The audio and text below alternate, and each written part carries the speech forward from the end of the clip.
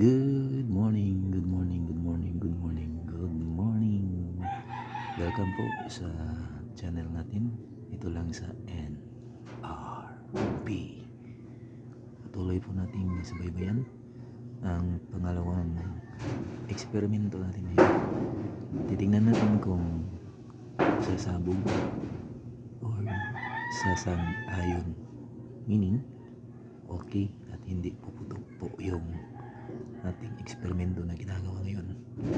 Kaya ihanda na ninyo yung mga earphone nyo, headphone nyo, at panandali ang pagtuklas kung anong mangyayari ngayon.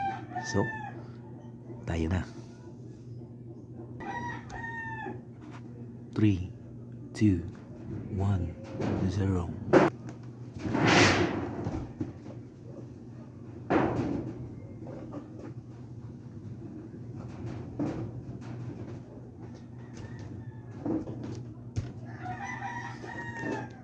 Wala pong nangyari kasi naka-off yung mga linya. Try natin i-on yung switch, pero bago yan ay off muna natin yung plug. So yun po, naka-switch on na yung main switching area ng ating papuputugin ngayon. Tara na.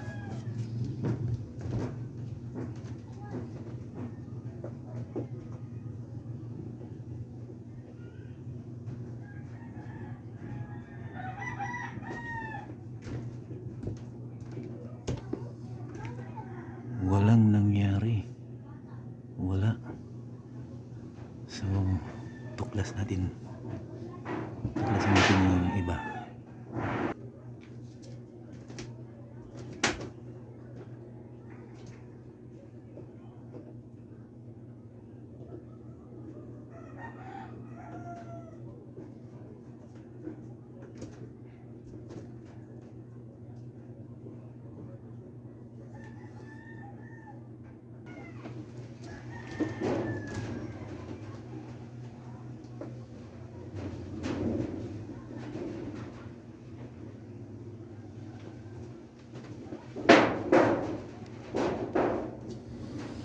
You know, successful yung ginawa nating eksperimento. Naka-on na po siya. At kung mapapansin nyo, umiilaw siya yung nilagay natin. So, try nating bunutin.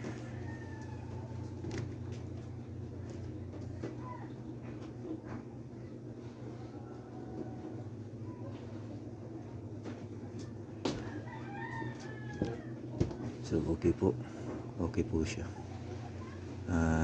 Try natin magsaksak ng iba. So, yan po, dumagdag tayo ng isang pagsaksak.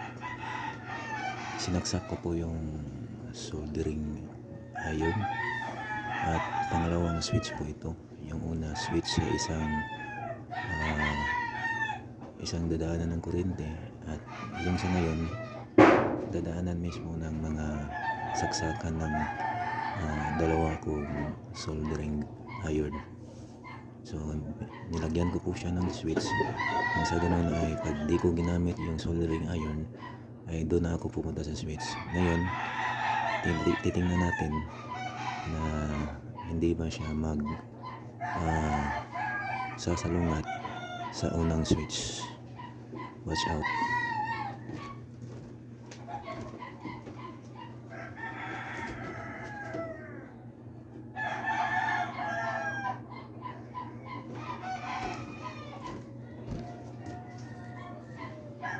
So far wala naman pong instant reaction.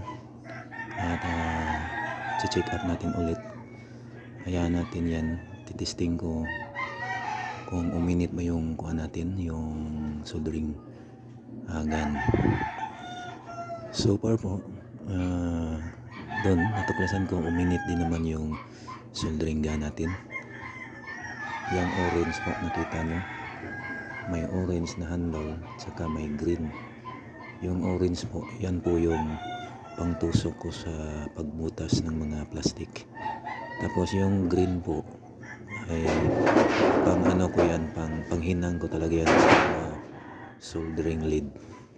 So successful po, hindi po nag-react yung ating tinatawag na outlet na may switch. So ngayon hindi siya nag-react yung si orange na soldering iron. Ngayon isasaksak natin yung pangalawang soldering iron ko. Yan pong nakikita nyo na may green na handle. Titingnan natin kung hindi ba siya puputok. So ayan po, naisaksak ko na po yung pangalawang soldering gun ko, yung green po. At kung mapapansin nyo yung kimpit po, yung pang-ipit ng damit, yan po yung ginawa kong clip. Kiniklip ko po ngayon yung wire ng soldering gun ko na green. Pagpapatunay na yung linya na yan ay sa unahan, nandun yung plug niyang kanyang soldering iron ko na green. So watch out po, titingnan natin.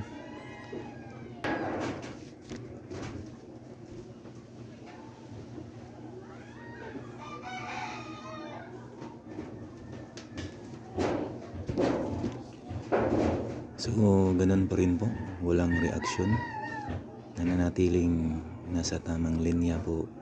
At effective po yung ginawang linya natin sa pangunang soldering iron na yung orange, at yung pangalawa po yung soldering iron ko po na soldering gun ko po na hindi yan soldering gun. Pag parang gun, soldering gun, but iron kasi pangplansa naman talaga yan sa soldering din. So yun nga, yung soldering iron natin or soldering gun, kulay green po yung handle. At ang result po, hindi po siya nagsalungat sa mga kuryente na ikinabit natin. So go with the next procedure po tayo. Yung ilaw po na nasa gitna, hindi po yung nasa multi-tester ko po. Doon po tayo sa pinakasentro. Yan po yung pang testing ko sa ilaw or sa bulb po. So yung bulb na po yan ay nilagyan ko po ng tig-iisang switch. So yan, ibig sabihin po, yung live wire tsaka yung negative wire ay nilagyan ko po talaga ng individual switch or two polarity switch. So kadalasan po kasi para makatipid, tig-iisa lang po. So kadalasan yung kinukundim, nilalagyan ng switch ay yung si positive po. Minsan may iba yung si negative yung pinuputol. Pero para po sa akin, mas malakas po yung voltahe ni live wire po kumpara ni negative wire po. At natuklasan ko po yan nung tinester ko po sa multi-tester ko na analog. Tinest ko yung voltahe ng black wire at saka ng red wire. So yung live wire tinest ko, nagkaroon po siya ng kabuuang voltahe kasi siya lang yung linya na tinest ko. Meron po siyang linya na 200 volts. Samantalang ito si black wire or si negative wire, may 50 volts lang po. Paano ko po yun natuklasan? Dahil po sa switch na ginawa ko. So nakikita nyo sa harap may dalawang switch po dyan, di ba? So yung dalawang switch na nakakonekta po yan sa tig-iisang linya, yung sa kaliwa at saka yung sa kanan. So bawat linya yan, nagtataglay yan ng positive 200 volts at saka negative wire which is 50 volts. Paano ko po yun na-measure? Nilagyan ko rin po ng sa likuran ng light bulb na yan, mayroon po yung extension plug po. So mayroon po yung saksakan din sa likuran, 3 saksakan po. So yung 3 saksakan po, dyan ko po inilalagay yung tester ko po, yung pang test niya. Kung nakikita niyo sa pinakaharapan, nandyan yung nakababa po yung test point niya, yung red tsaka black. Tinusok ko po yan sa unang linya kasi 3 sila, isang extension socket, may 3 saksakan. So yung pinakaunang saksakan po, isinaksak ko po yung pula tsaka yung itim na test point natin sa tester. Wala po yung polarity po kasi yung kuryente po, yung live wire, yung 220 po na nasa plangka po, wala po yan kabaliktaran. So doon na po yan sa appliance po sa gadget, di dapat magkabaliktad. Pero sa kuryente na supply natin, kahit baliktarin mo si positive tsaka si negative katulad ng ating tester, wala po yung problema.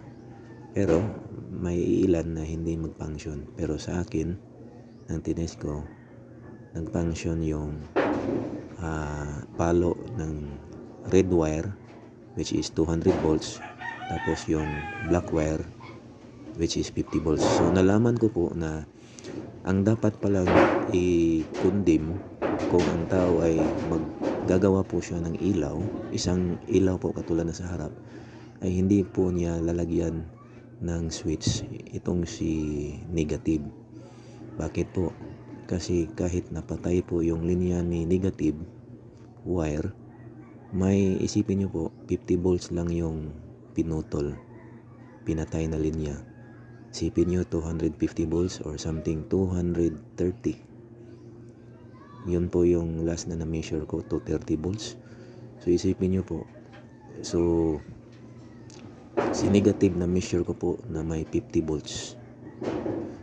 So i-minus natin yan sa 230. So ibig sabihin, ilan na po? 230.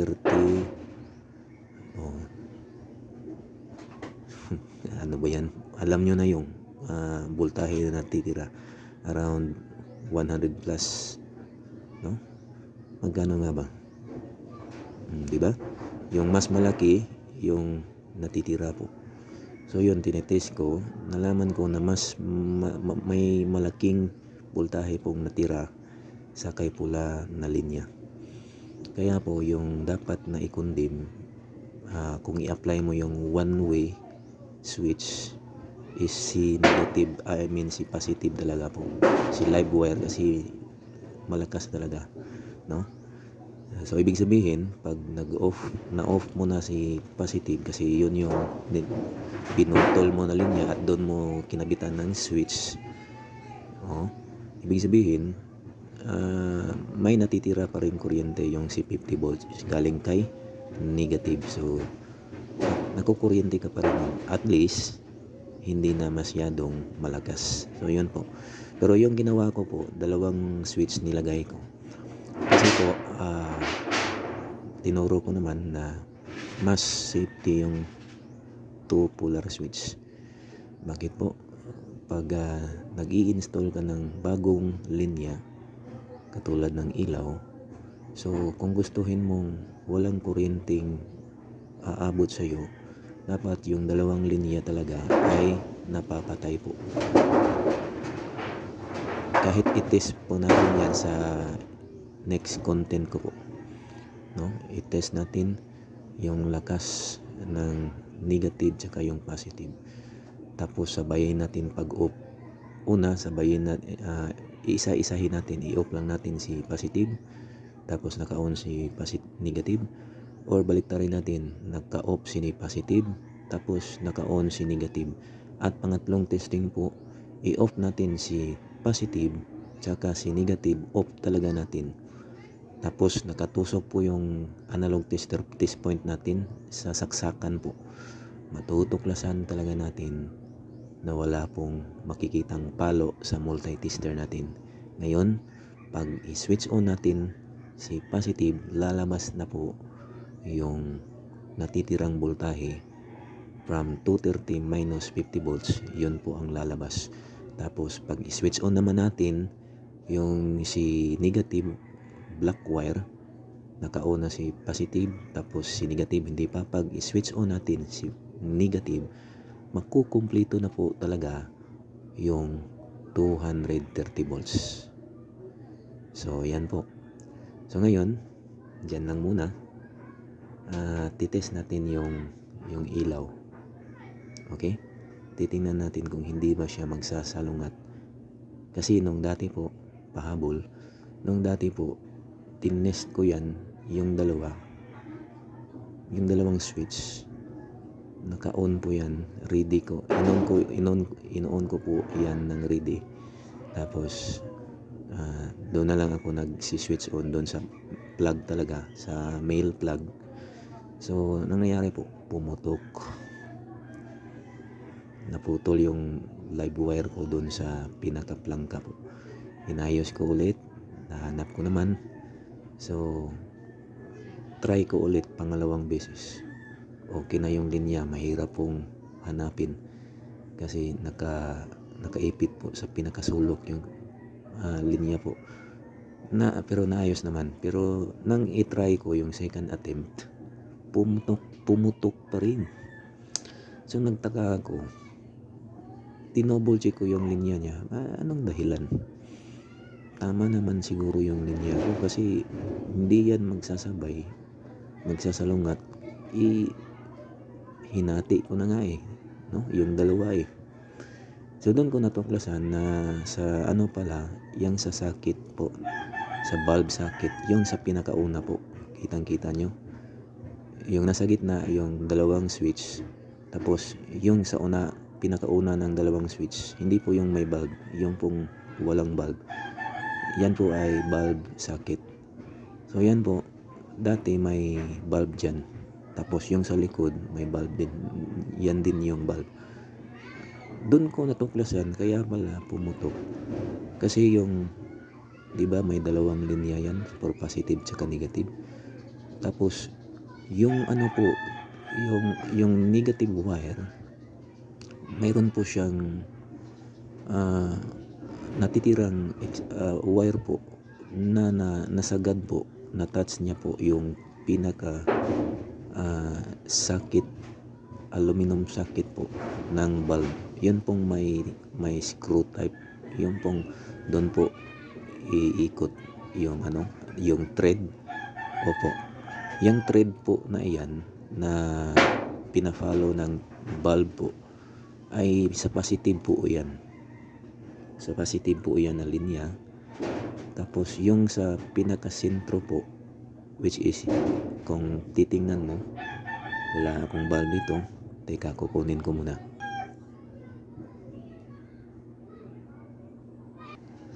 So ito pa yung bulb. Ito mismo po. Ito yung thread natin sinasabi ko. Linya po ito ng positive live wire. Yung red wire po. Sa kanya po yung connection. Tapos ito po positive. Ito po yung positive. Ito po si negative. Ang nangyari po, yung wire po na iyan, negative po yan. Ito po yun si positive. So, nangyari po, yung sinabi kong sa dulo ng wire ng negative, na-touch niya po yung socket. May socket. Ito yung female thread. Male thread po ito. May female thread po doon, dyan. So, na-touch niya po yung extra na wire na nasa negative, na ganun niya po doon. So doon ko po naisipan, kaya po pala pumutok yun, kasi nagdugtong po yung positive tsaka negative. So ito po, test natin, kasi na ko lang tutuklasin kung yun ba talaga ang dahilan. Hinala ko lang po yun. Ngayon titingnan natin yung hinala ko, kasi nilipat ko na yung wire na nakakabit po, yung sa dito positive lang po yan, ginanon ko. binend ko po tapos inikot ko siya sa screw mismo ng female socket. Titingnan natin kung yun ba talaga ang dahilan. Halina po. So ngayon po ititest natin yung bulb na nakikita nyo sa harap. Naka-switch on na po, ready na po yan. Yung pagsagsak na lang po ng plug. Tara na.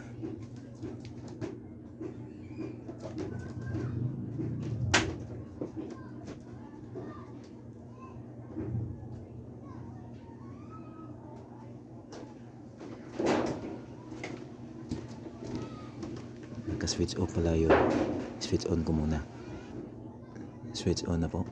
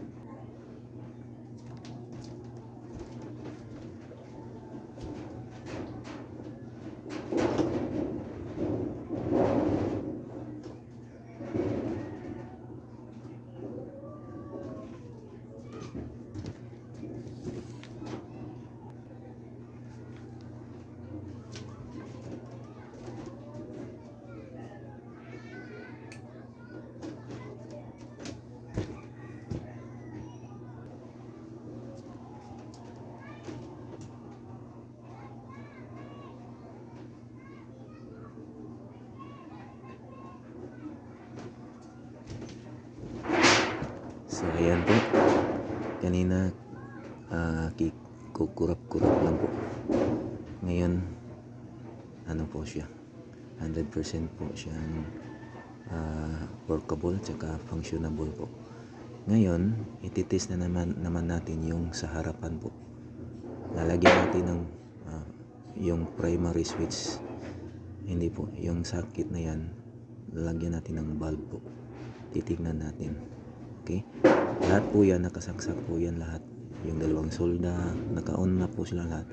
Tapos, yun. Tapos, yung bulb na nasa pinaka-gitna po. Yung pinaka-una, lalagyan na naman natin. Tara na, try natin. So, ngayon po, naka-switch on na po yung switch ng ating primary bulb po. At meron na pong primary bulb sa harapan. Yung bulb po yan ay siguro mahigit 1 taon na po yan. Ngayon titest natin yan bilang test bulb. Tapos yung inon ko lang po na switch ay si positive. Naka-off pa po si negative. Test natin kung iilaw ba siya. For sure di yan iilaw kasi naka-off yung si negative, but testingin pa rin natin para makita natin.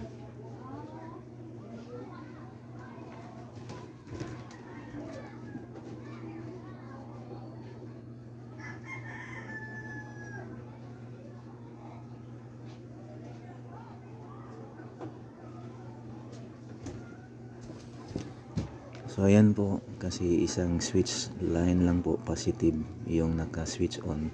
Kaya po hindi umilaw yung front bulb po natin. Titesting natin yung i-on natin yung switch ni negative. Tara na po. Ayan po. Dalawang switch na po yung naka-on ngayon. So bago ko yan ini-on yung pangalawang switch, ni-review ko po yung female bulb socket po, kung wala bang nagdugtong na positive at negative wire sa female socket ng ating bulb. So ngayon po tuklasin natin. Ready, naka-switch po, switch on po yung dalawa. Tingnan natin kung hindi ba magsasalungat at hindi ba salangat yung magagawang pag-switch on ng dalawa. Tara na po.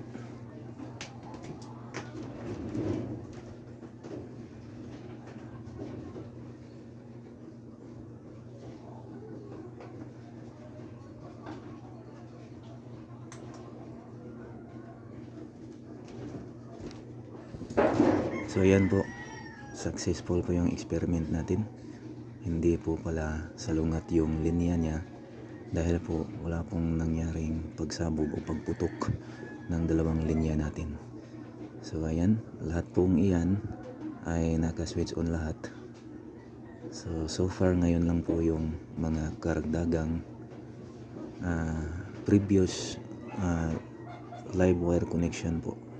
Lahat po na ipakita ko na at may iba pang stuff po na ilalagay.